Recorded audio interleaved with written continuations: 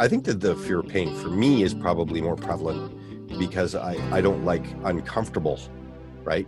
But here's the thing, it's like when we were talking earlier about social connection, and because it is one of our basic needs, which is social connection, then food, water, and shelter. Because social connection we need as babies, because we need to connect with somebody to provide us those wonderful things. Yeah. So when we're talking about social connection and the fear, this comes into that fear of public speaking that people so often talk about being one of their major fears.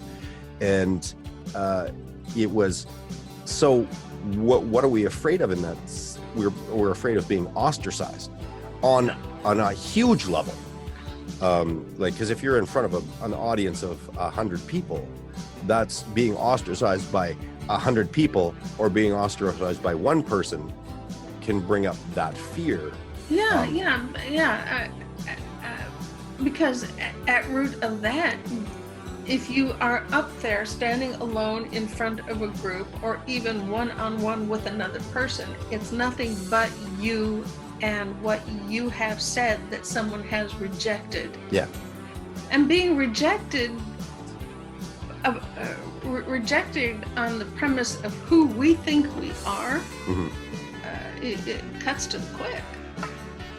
Well, and it makes us fearful of losing other people's respect and all the other things. Well, I think that for when I go inside and I internally look, it's like, okay, so if I was in that position, what would be my thought process around that? Because when we look at it, it's like I'm in front of a bunch of people, one, that don't know me, and two, that are probably not going to be in my life, really, realistically, rationally.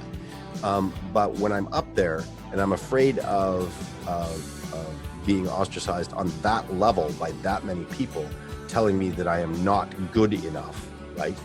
Comes back to my insecurities, absolutely. But what is my thought process really behind that subconscious thought process? I just go, if these people reject me, that means that everybody may reject me and I won't get any needs met.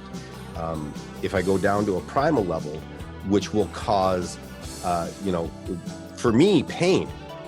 Like that's really painful to say that I'm being disconnected.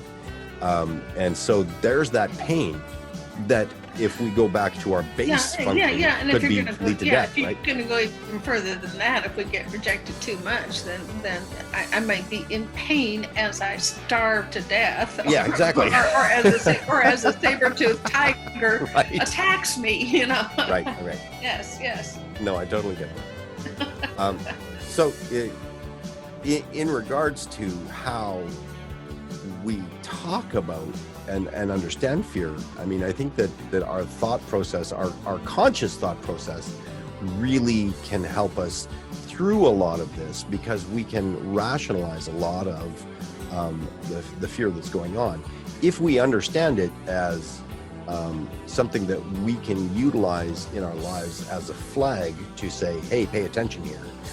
Yeah, to pay attention and use the tools that we have through our rational mind.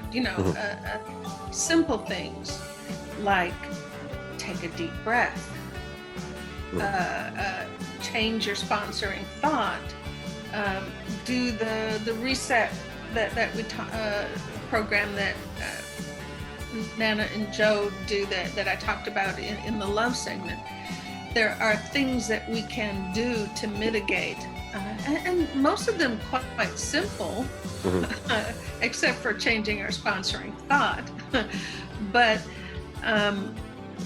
if we get into the habit of noticing and using the tools, the more frequently we do it, the more able we will be to do it successfully on shorter notice and shorter period of time in overcoming. Otherwise, we get out there, we sweat profusely, and we plow on through. Yep.